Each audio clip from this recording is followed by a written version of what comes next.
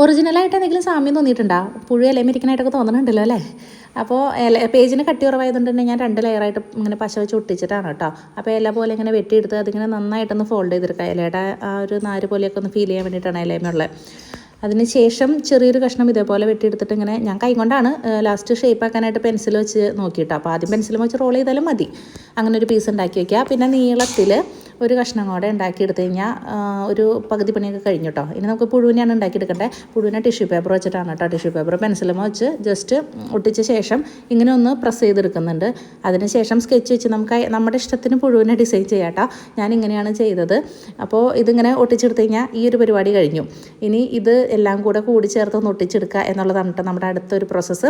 അപ്പോൾ ആദ്യം ചെയ്ത് വെച്ച ഇലമയ്ക്ക് ആ ഒരു ചെറിയ കഷ്ണം റൗണ്ട് ചെയ്തത് ഒട്ടിച്ചു കൊടുത്തതിന് ശേഷം നീളമുള്ള കോല് അതിൻ്റെ ഉള്ളിലേക്ക് കയറ്റി ആ കോലിൻ്റെ മുകളിലും അതുപോലെ ഈ ആദ്യം ഒട്ടിച്ച സംഭവത്തിൻ്റെ മുകളിലുമായിട്ട് വരാൻ പാകത്തിന് ഞാൻ പറയുന്നതും നിങ്ങൾ കാണുന്നത് തമ്മിൽ ഇങ്ങനെ മനസ്സിലാക്കി എടുത്തോളൂല്ലോ അല്ലേ?